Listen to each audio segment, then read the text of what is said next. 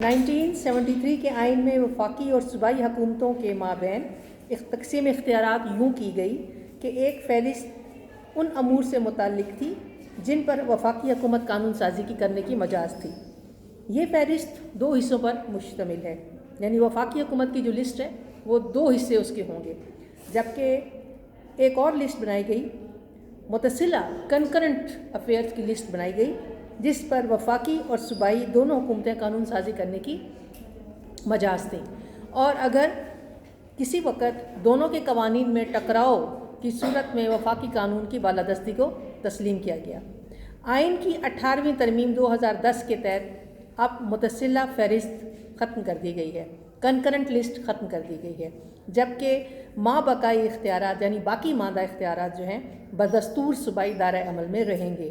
اس طرح صوبائی دائرۂ عمل میں وسعت آئے گی، تاہم متصلہ امور کی فہرست کی جگہ وفاقی لیجسلیٹو لسٹ رکھی گئی ہے۔ وفاقی لیجسلیٹو لسٹ کا مطلب ہے کہ وہ معاملات وہ میٹرز جن پر قانون سازی کرنے کا اختیار وفاق کو ہوگا، وہ وفاقی لسٹ قائم رکھی گئی ہے، لیکن متصلہ امور کی لسٹ جو ہے 18ویں ترمیم جو کہ 2010 میں پاس ہوئی ہے پاکستان کے اندر، اس کے تحت متصلہ امور کی لسٹ جو ہے وہ ختم کر دی گئی ہے۔ اچھا، متصلہ امور کی لسٹ میں کون سے ایسے کام ہوں گے جو کہ ختم کر دیے گئے ہیں اور وہ اب کمپلیٹلی صوبوں کو دے دیے گئے ہیں، لائک ایجوکیشن، لائک ہیلتھ اور سپورٹس اور لوکل میٹرز، مقامی جو اختیارات ہیں، مقامی میٹرز ایسے ہیں جو صوبائی حکومت ہی چلا سکتی ہے، تو وہ جتنے بھی معاملات جو متصلہ امور کے اندر تھے 2010 میں 18ویں ترمیم پاکستان کے اندر پاس ہوئی، اس کے تحت متصلہ امور کی لسٹ جو ہے وہ ختم کر دی گئی ہے۔ اب صرف پاکستان میں ایک لسٹ ہے، وہ فیڈرل لیجسلیٹو لسٹ کہتے ہیں، جس پر قانون سازی، جن معاملات پر قانون سازی کرنے کا اختیار جو ہے صرف مرکز کو حاصل ہے۔ یعنی وفاقی نظام حکومت میں آپ کو پتہ ہے نا، وفاقی نظام حکومت کیا ہوتا ہے؟ وفاقی نظام حکومت میں ایک مرکز ہوتا ہے اور باقی صوبے ہوتے ہیں، اور صوبوں کو ہم صوبے نہیں کہتے، وفاقی نظام میں ان کو کیا کہا جاتا ہے؟ وفاقی اکائیاں کہا جاتا ہے۔ وفاقی اکائیاں ہماری کتنی ہیں؟ آپ نے آئین میں شروع میں پہلے میں ہی آپ نے علاقے ہمارے ڈیفائن ہو گئے اس کانسٹیٹیوشن کے اندر، تو کون کون سی اکائی وفاقی اکائیاں پاکستان کی بتائیے ذرا مجھے؟ پنجاب، سندھ، خیبر پختونخوا، بلوچستان، قبائلی علاقے، یہ وہ ہیں جنہیں ہم وفاقی اکائیاں کہتے ہیں۔ اب جب یہ وفاقی نظام کیا ہوتا ہے؟ وفاقی نظام میں وفاق اور وفاقی اکائیوں کے درمیان ایک انڈرسٹینڈنگ ہوتی ہے، ایک اتحاد ہوتا ہے۔ کچھ معاملات پر قانون سازی کرنے کا اختیار صوبوں کا ہوتا ہے، وفاقی اکائیوں کا ہوتا ہے، یعنی میں صوبہ بھی بات کر سکتی ہوں، وفاقی اکائی بھی کہہ سکتی ہوں۔ وفاقی اکائیوں کا ہوتا ہے، کچھ معاملات پر اختیارات جو ہوتے ہیں وہ مرکز کے ہی ہوتے ہیں، وہ مرکز نے ہی ڈیل کرنے ہوتے ہیں۔ فار ایگزامپل، مرکز نے کون سا امپورٹنٹ کام کرنا ہوتا ہے؟ مرکز نے فورن پالیسی، خارجہ پالیسی پاکستان کی جو ہے، ظاہر آپ صوبوں کو تو نہیں دے سکتے نا خارجہ پالیسی، تو خارجہ پالیسی ایسا معاملہ ہوتا ہے یعنی بیرون ممالک کے ساتھ تعلقات آپ نے قائم کرنے ہیں، تو یہ مرکز کا کام ہے کہ وہ اس کو سیٹل کرے کہ کن کن ممالک کے ساتھ تعلقات استوار کرنے ہیں اور کس طرح سے آپ نے بین الاقوامی نظام کے تحت اپنے ملک کو چلانا ہے۔ خارجہ پالیسی گورنمنٹ نے، وفاقی نظام حکومت نے چلانی ہے۔ اور کون سا میٹر کرے گا؟ ٹیکسز کا نظام جو ہے وہ کرے گی۔ اس کے علاوہ کرنسی ہے آپ کی ملک کی جو ہے، بجٹ ہے آپ کے ملک کا، فائنانس سے جتنے میٹرز ریلیٹ کرتے ہوں گے، داخلہ معاملات پاکستان کے جو ہوں گے وہ کون کرنا چاہیے؟ اس کو کس گورنمنٹ کو کرنا چاہیے؟ مرکز کو کرنا چاہیے یا صوبوں کو کرنی چاہیے؟ یہ معاملات جو ہیں جو انتہائی سینسٹیو نوعیت کے ہیں، مرکز کو ہی کرنے چاہیے۔ تو یہ تمام معاملات کہاں لکھ دیے جاتے ہیں؟ فیڈرل لسٹ میں، مرکز کی لسٹ میں۔ اور دوسرے معاملات، ایجوکیشن ہے، سپورٹس ہے، ہیلتھ ہے، یہ سارے کہاں چلے جاتے ہیں؟ صوبائی لسٹ کے اندر چلے جاتے ہیں کہ جی ان پر قانون سازی کرنے کا اختیار کس کو ہے؟ صوبوں کو ہے یا وفاقی اکائیوں کو ہے۔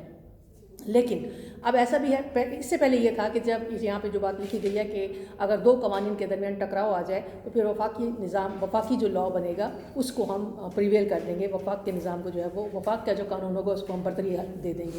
اس میں ہوتا یہ تھا کہ اب تو وہ بات نہیں ہے، کیونکہ اب سارے معاملات، ٹوٹل سارے معاملات جو ہیں صوبوں کو دے دیے گئے ہیں، صرف وہ معاملات اپنے پاس وفاقی حکومت نے رکھے ہیں جو وفاقی حکومت کے لیے ضروری ہیں کہ وہ ملک کو ایز اے یونٹ جو ہے وہ چلانے کے لیے جو ہے اپنے پاس رکھے۔ تو پہلے یہ ہوتا تھا کہ جب متصلہ امور کی لسٹ تھی تو فار ایگزامپل ایجوکیشن بھی مرکز کے پاس تھا، ہیلتھ بھی مرکز کے پاس تھا، اسپورٹس بھی مرکز کے پاس تھا، تو مرکز کے پاس بھی تھا اور صوبوں کے پاس بھی تھا، دونوں کے پاس تھا، کیونکہ وہ میٹر تھا جو متصلہ کا مطلب ہے کنکرنٹ لسٹ، جڑے ہوئے تھے وفاق اور مرکز، جس میں دونوں قوانین بنا سکتے تھے، قانون سازی کر سکتے تھے۔ لیکن ہوا کیا کہ اگر کبھی ایسا بھی ہوا، فار ایگزامپل ایجوکیشن کا کوئی معاملہ ہے، مرکزی حکومت نے بھی اتفاق سے قانون بنا لیا، کوئی صوبے نے بھی قانون بنا لیا، لیکن وہ قانون جو ہے وہ کیا ہوگا، وہ اگر پتہ چلا کہ ایک ہی میٹر ہے، دو حکومتوں نے اس پہ لا بنا لیا، تو پھر کس کا قانون بالادست ہوگا اور کس کا قانون ختم کر دیا جائے گا؟ بتائیے. ایسی صورت میں مرکز کا قانون جو ہے وہ رکھا جائے گا اور صوبے کو ریکویسٹ کی جائے گی کہ وہ اپنا قانون ختم کر دے. ٹھیک ہے. اور مرکز کا قانون جو ہوگا وہ پورے ملک کے اوپر پھر اس معاملے کے اوپر پریویل کر دے گا. تو وفاقی اب لیکن کرنٹ سچویشن کیا ہے پاکستان میں؟ آپ نے یہاں کتاب میں لکھا دیکھ لیا کہ 18ویں ترمیم جو کہ 2010 میں پاس ہوئی ہے، اس کے تحت اب تمام متصلہ امور کی لسٹ ختم کر دی گئی ہے آئین کے اندر سے، اور تمام امور جو ہیں جو متصلہ امور تھے وہ سارے کے سارے صوبوں کو دے دیے گئے ہیں کہ صوبے ان کے اوپر اپنا کام کریں. صوبے خود مختار ہیں کہ ان معاملات کے بارے میں خود فیصلہ کریں. لیکن جو دوسری لسٹ ہے فیڈرل لسٹ جو ہے اس کے اوپر قانون سازی کرنے کا اختیار، اس کے بارے میں فیصلے کرنے کا اختیار کس کے پاس ہے؟ وفاق کے پاس ہے، وفاقی حکومت کے پاس ہے. اسلام آباد جو کیپٹل گورنمنٹ ہے اس کے پاس ہوگا. سمجھ آ گیا؟ وفاقی نظام حکومت 1973 کے آئین میں تیسری کیریکٹرسٹکس اس کی کیا ہے کہ اس میں وفاقی نظام حکومت جو ہے وہ انٹروڈیوس کروایا گیا ہے. اس کے بعد نیکسٹ کیا ہے؟ نیکسٹ کیریکٹرسٹکس ہماری ہے پارلیمانی نظام. اچھا، پارلیمانی نظام کیا ہوتا ہے؟ First of all you must know that what is parliamentary system. آپ نے فرسٹ میں پڑھا ہوگا پارلیمانی نظام کیا ہوتا ہے. پارلیمانی نظام میں کوئی بھی ملک جو ہے وہ اس کے 3 بڑے ادارے ہوتے ہیں جن پر وہ ملک چل رہا ہوتا ہے. کون کون سے ادارے ہوتے ہیں وہ؟ یس، عدلیہ جو ملک کے قوانین کی پاسداری کرتی ہے، اگر کوئی قانون توڑ رہا ہوتا ہے اس کے خلاف کارروائی ہو سکتی ہے. عدلیہ. مقننہ کیا کرتی ہے؟ ملک کا قانون بناتی ہے. ٹھیک ہے. اس کے بعد انتظامیہ کیا کرتی ہے؟ انتظامیہ جو ہے وہ ملک کا نظام چلاتی ہے. اچھا، پارلیمانی نظام میں انتظامیہ کی شکل کس طرح کی ہوتی ہے؟ پارلیمانی نظام میں انتظامیہ کے 2 ہیڈ ہوتے ہیں. پارلیمانی نظام میں انتظامیہ کے 2 ہیڈ ہوتے ہیں. 2 ہیڈ کس طرح سے ہوتے ہیں؟ ایک وزیر اعظم ہوتا ہے اور ایک صدر ہوتا ہے، لیکن دونوں کے اختیارات میں فرق ہوتا ہے. صدر جو ہے وہ برائے نام اختیارات کا مالک ہوتا ہے، وزیر اعظم جو ہے وہ کلی اختیارات کا مالک ہوتا ہے. وزیر اعظم تمام اختیارات کا مالک ہوتا ہے، صدر جو ہے وہ برائے نام اختیارات کا مالک ہوتا ہے. پارلیمانی نظام میں وزیر اعظم جو ہے اپنے تمام امور کو سر انجام دیتا ہے اپنی کیبنٹ کے ساتھ، اپنی کابینہ کے ساتھ. اور کابینہ کا تعلق کہاں سے ہوتا ہے؟ اس کے وزراء کا تعلق، جو وزراء کی جماعت ہوتی ہے اس کو کابینہ کہا جاتا ہے. تو وزراء کا تعلق کہاں سے ہوتا ہے؟ مقننہ سے ہوتا ہے. وہ ایم این ایز ہوتے ہیں. کوئی بھی وزیر اعظم کسی بھی ایم این اے کے بغیر اگر کوئی باہر سے کوئی وزیر اعظم نہیں بنا سکتا. وہ مقننہ میں سے ہی اپنے ایم این ایز میں سے ہی اپنے کیبنٹ کے ممبرز جو ہیں چنے گا یا اپنے وزراء کا انتخاب کرے گا. یہ پارلیمانی نظام ہوتا ہے. تو یہی پارلیمانی نظام 1973 کے آئین میں پرپوز کیا گیا. آپ کو یاد ہے 56 کے آئین میں پارلیمانی نظام تھا، 62 کے آئین میں اس کو ختم کر کے صدارتی نظام حکومت صدر ایوب نے رائج کیا. اگر آپ لوگوں نے لیکچر پیچھے میرے سنے ہیں تو 1962 کے آئین میں ہم نے صدارتی نظام حکومت ملک میں دیکھا. اس کے بعد دوبارہ 1973 کے آئین میں پارلیمانی نظام کو جو ہے وہ یہاں پہ برتری دی گئی یا فوقیت دی گئی. اس کے اندر ریٹن کیا گیا کہ ملک کا نظام پارلیمانی ہوا. اچھا، اس میں تھوڑے سے کو پڑھ لیتے ہیں کہ 1973 کے آئین کے تحت ملک میں ایک ایسا پارلیمانی نظام رائج کیا گیا جس میں وزیر اعظم کو بہت زیادہ اختیارات حاصل تھے، جو بلا شبہ پارلیمانی نظام کی روح کے عین مطابق ہے. ابتدائی آئین میں صدر مملکت کی حیثیت کو بالکل غیر مؤثر بنا دیا گیا تھا، یعنی جس طرح سے برائے نام اختیارات ہوتے ہیں اسی طرح سے صدر کے اختیارات رکھے گئے تھے. واضح ہو 1956 کے آئین کی ناکامی کی ایک بڑی وجہ یہ بھی تھی کہ اس وقت کے سربراہ مملکت نے اپنی آئینی حیثیت کا خیال نہ کرتے ہوئے تمام پارلیمانی روایات کو بالاتاق رکھ کر سیاسی جوڑ توڑ میں پوری طرح حصہ لیا. لیکن دوسری طرف اس کے برعکس 1973 کے آئین کے تحت وزیر اعظم نے آمرانہ حیثیت اختیار کر لی. یعنی پاکستان میں 56 کے آئین میں جب صدر کو اس طرح پاورز حاصل نہیں تھے، لیکن اس کے باوجود اس نے حکومتوں کو توڑنے کا اہم کردار ادا کیا. اسی طرح سے پھر اس چیز کو لے کر 62 میں ہم نے صدارتی نظام کی طرف چلے گئے کہ جی ایک انتظامیہ اسٹرانگ ہونی چاہیے، مرکز اسٹرانگ ہونا چاہیے. پھر ہم دوبارہ پارلیمانی نظام کی طرف آ رہے ہیں. پارلیمانی نظام میں ہم نے دوبارہ جو ہے وزیر اعظم کو با اختیار کر دیا ہے. تو وہ کہتے ہیں کہ دونوں صورتیں صحیح نہیں ہیں. صدر کو با اختیار کر دینا، کچھ پاورز دے دینا کہ وہ سیاسی جوڑ توڑ میں حصہ لے اور گورنمنٹس کو توڑنے کا باعث بن جائے، وہ بھی ٹھیک نہیں ہے. اور وزیر اعظم کو کلی اختیارات، جیسا کہ پارلیمانی نظام میں اگر دنیا میں اس وقت اگر پارلیمانی نظام بیسٹ چل رہا ہے تو وہ برطانیہ میں چل رہا ہے، اور اگر صدارتی نظام بیسٹ چل رہا ہے دنیا میں تو وہ امریکہ میں صدارتی نظام چل رہا ہے. یعنی 2 ممالک ایسے ہیں دنیا میں جو اپنے اس نظام کو بہت اچھا چلا رہے ہیں. صدارتی نظام کہاں چل رہا ہے؟ امریکہ میں. پارلیمانی نظام کہاں چل رہا ہے؟ برطانیہ میں، UK میں چل رہا ہے. ٹھیک ہے. تو آئین کی 18ویں ترمیم 2010 کی شکل میں آئین کی حقیقی پارلیمانی روح کا احیا کرنے کی کاوش کی گئی ہے، یعنی اس کی دوبارہ اس کو پارلیمانی اسپرٹ کو دوبارہ قائم کرنے کی کوشش کی گئی ہے۔ صدر کے متعدد اہم اختیارات کے استعمال کو وزیر اعظم کی مشاورت سے مشروط کر دیا گیا ہے۔ مثلاً قومی اسمبلی کی تحلیل کرنے کا، قومی اسمبلی کو تحلیل کا مطلب ہوتا ہے ختم کر دینا، قومی اسمبلی کو ختم کرنے کا اختیار، صدارتی اختیار، فوجی سربراہان کی تقرری اور صوبائی گورنر کی تعیناتی اب وزیر اعظم کی مشاورت سے منسلک ہو گئی ہے۔ پہلے کیا ہوتا تھا ان معاملات کے اوپر کہ صدر جو تھا وہ بااختیار تھا، حالانکہ پارلیمانی نظام میں صدر بااختیار نہیں ہوتا۔ صدر، میں نے آپ کو کہا کہ پارلیمانی نظام ایکچوئل کیا ہے، پارلیمانی نظام میں ایکچوئل 2 ہیڈ ہوتے ہیں، ایک پورا اختیارات کا مالک ہوتا ہے، دوسرا کم اختیارات ہوتے ہیں، اس کے پاس بالکل برائے نام ہوتا ہے، just like you can say rubber stamp ہے، ایک سائن کرنے والی مشین ہے، بس دیٹس اٹ۔ لیکن پاکستان جیسے ملک میں جو ہے وہ یہ پیورلی چیز نہیں چل سکتی، اس لیے انہوں نے وہ 18ویں ترمیم کے تحت، پہلے یہ تھا کہ صدر یہ تھا اسمبلی توڑ سکتا تھا، سربراہان جو افواج پاکستان کے ہمارے ہیڈز ہوتے ہیں ان کی تقرری کا اختیار صدر کے پاس تھا، گورنر جتنے بھی پاکستان صوبوں کے اندر وفاقی اکائیوں میں اپوائنٹ کیے جاتے ہیں وہ صدر کا اختیار تھا، لیکن اب اس کے اوپر یہ چیک رکھا گیا ہے کہ وہ صدر مملکت یہ کام ضرور کرے گا لیکن with the consultation of prime minister, ٹھیک ہے۔ تو دیٹ مینس کہ ایک بیلنس کریٹ کیا گیا کہ پاورفل اس کو بھی نہ رکھا جائے، پاورفل اس کو بھی نہ رکھا جائے، تو تھوڑا سا بیلنس کریٹ کرنے کے لیے 1973 کے آئین میں یہ بات رکھی گئی ہے۔ اور 18ویں ترمیم 2010، ہم بات کریں 1973 کے آئین کی، سمجھ آ رہی ہے آپ کو بات کی، اور یہاں پہ ترمیم ہو رہی ہے 2010 میں، کہ جب حالات اس طرح چلے آئے کہ 1973 کے آئین میں مختلف جگہوں کے اوپر بے ضابطگیاں، وائلیشنز دیکھی گئیں، تو پھر یہ سوچا گیا کہ اس میں تھوڑی ترمیم کی جائے۔ آپ کو میں نے بتایا تھا نا کہ جب آئین میں ترمیم کرنا مقصود ہوتا ہے جب حالات بدل جاتے ہیں، جب with the passage of time صورتحال چینج ہوتی ہے تو آپ کو نئے قوانین کی ضرورت پڑتی ہے، جب نئے قوانین کی ضرورت پڑتی ہے تو پھر کیا کرتے ہیں آپ آئین میں ترمیم کرتے ہیں۔ تو آئین میں ترمیم ہوئی ہے 2010 میں، جس کے مطابق اب صدر مملکت افواج پاکستان کی سربراہ کے تقرری، قومی اسمبلی کی تحلیل کرنے کی پاور اور گورنرز کو اپوائنٹ کرنے کا معاملہ جو ہے اس کو وہ کس طرح سے کرے گا، وہ ود دا کنسلٹیشن آف کس کے ساتھ، کنسلٹیشن کے ساتھ پرائم منسٹر کی کنسلٹیشن کے ساتھ کرے گا، ٹھیک ہے۔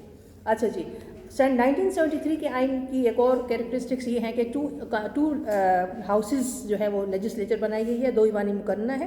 پاکستان میں شروع سے ہی یک ایوانی مقننہ کا نظام رائج رہا ہے، پاکستان میں ہمیشہ آپ کا جو لیجسلیچر ہوتی ہے اس کا ایک ہی ہاؤس ہوتا ہے، لیکن اس میں پاکستان کے اس آئین میں 1973 کے آئین میں 2 ہاؤسز رکھے گئے۔ لیجسلیچر جو ہوتی ہے وہ آپ نے پیچھے پڑھا ہے کہ اس 73 کے آئین کے تحت وفاقی نظام رکھا گیا، یہی پڑھا ہے نا، وفاقی نظام رکھا گیا ہے، اور وفاقی نظام جو ہے وہ وفاق اور صوبے وفاقی اکائیاں ہمارے پاس ہیں جن کے ساتھ اتحاد وہ کر کے ہم اپنے ملک کو چلاتے ہیں۔ تو جب آپ لیجسلیچر میں کا ایک ہاؤس رکھتے ہیں تو وہ صحیح نہیں ہوتا۔ وفاقی نظام کی بیسک شرط یہ ہے، فیڈرل فارم آف گورنمنٹ کی بیسک شرط یہ ہے کہ اس میں ہاؤسز 2 ہونے چاہیے لیجسلیچر کے۔ کیوں؟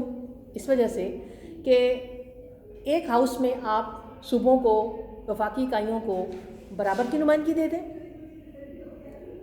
10 بلوچستان کے نمائندے، 10 سندھ کے نمائندے، 10 پنجاب کے نمائندے، 10 سرحد کے نمائندے، اور دوسرے ہاؤس میں آپ کیا کریں گے، دوسرے ہاؤس میں آپ آبادی کے تناسب سے دے دیں نمائندگی۔ اب جب الیکشن ہوں گے، اگر ایک ہی ہاؤس ہے، اگر الیکشن ہوں گے تو سب سے زیادہ سیٹیں نیشنل اسمبلی میں یا آپ کی مقننہ میں کس کی ہوں گی؟ اگر ایک ہاؤس ہے، سوچیں ایک ہی ہاؤس ہے، کس کی ہوں گی سب سے زیادہ؟ پنجاب کی۔ وائی؟ آبادی کے حساب سے زیادہ ہے تو ووٹ تو اس کے زیادہ ہوں گے، ممبرز اس کے زیادہ بنیں گے، زیادہ حلقے اس کے بنیں گے، زیادہ ایم این ایز سلیکٹ ہو کے آئیں گے، اور سب سے کم کس کے ہوں گے؟ یس، بلوچستان کے ہوں گے، کیونکہ اس کی ریزن کیا ہے؟ آبادی کم ہے۔ تو پھر یہ ناانصافی ہو گئی نا، پھر وہ اس کا مطلب یہ ہوگا کہ آپ کا ایک ہی ہاؤس ہے، اس میں آبادی کے حساب سے آپ نے الیکشن کروا دیے، ممبرز آ کے بیٹھے ہوئے ہیں، جو بھی لا پاس ہوگا کون کرے گا اس کو پاس میجورٹی کے ساتھ؟ پنجاب۔ جو بھی بات ہوگی پنجاب اس میں ڈومینیٹ ہو جائے گا، تو پھر یہ تو ناانصافی ہے نا۔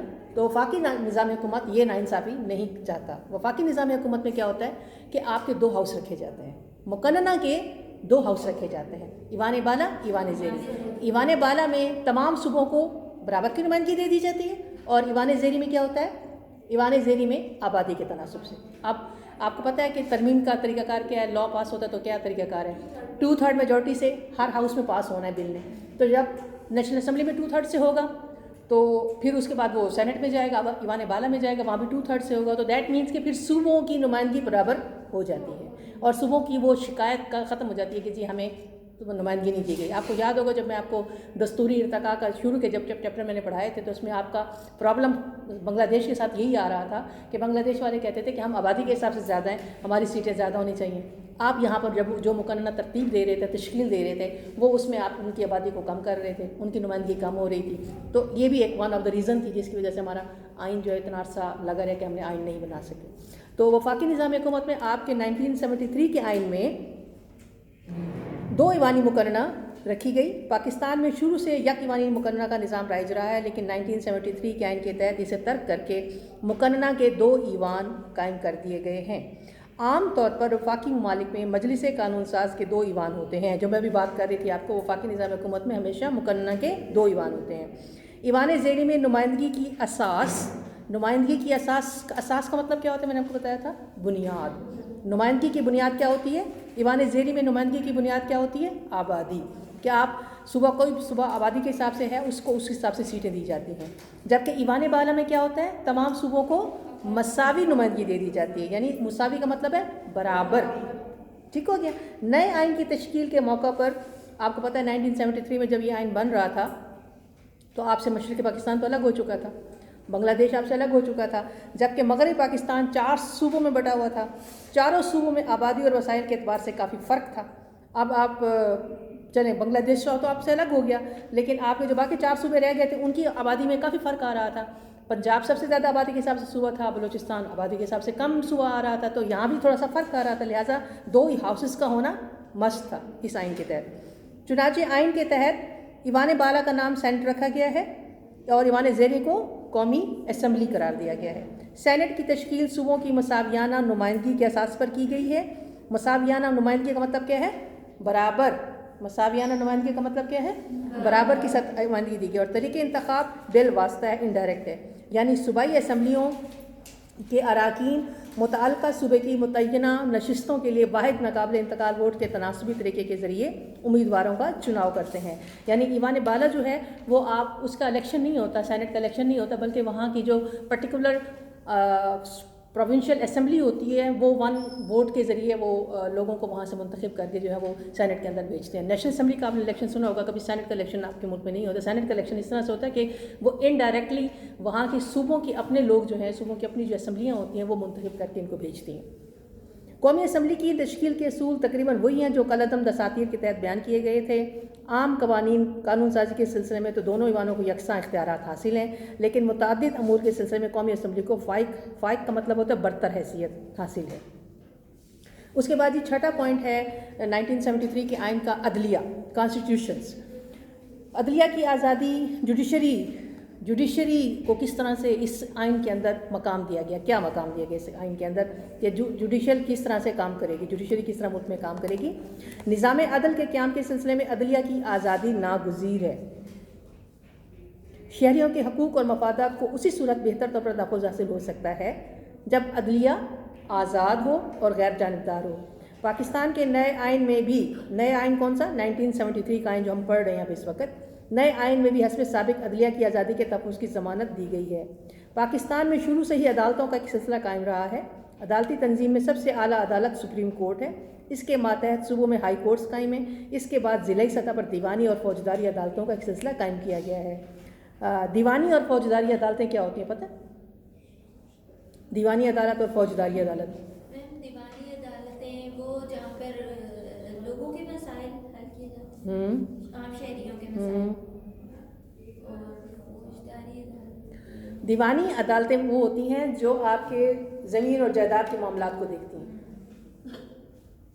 آپ دیوانی عدالت میں آپ کا اگر کوئی زمین کا کسی پراپرٹی کا کیس ہے, آپ کہاں لے کے جائیں گے اس کو؟ دیوانی عدالت میں لے کے جائیں گے. فوجداری عدالت کا مطلب کیا ہے؟ کرمنل کورٹ, انگلش میں اس کو کرمنل کورٹ کہتے ہیں. جتنے بھی آپ کے کرائمز ہیں, مرڈر ہے, ڈکیتی ہے, ٹھیک ہے, سبوٹیج ہے ملک کے اندر جو ہے وہ آپ جتنے بھی قسم کے جرم ہیں جسے ہم سنگین جرم کہتے ہیں, ان کی کیس جو ہے وہ کہاں جاتا ہے، وہ فوجداری میں کرمنل کورٹس میں کیس جاتے ہیں. ٹھیک ہے، تو ملک میں دیوانی اور فوجداری عدالتوں کا ایک سلسلہ قائم کیا گیا ہے. 18ویں اور 19ویں آئینی ترمیم کے تحت آئندہ اعلیٰ عدالتوں کے ججوں کی تقرری ایک 9 رکنی عدالتی کمیشن جس کے سربراہ پاکستان کے چیف جسٹس ہوں گے اور ایک پارلیمانی کمیٹی کی سفارش پر ہوگی. عدالتی کمیشن میں 6 جج حضرات کے ساتھ ایک بار کونسل کا منتخب قانون دان وزیر قانون انصاف اور اٹارنی جنرل پاکستان شامل ہوں گے. یعنی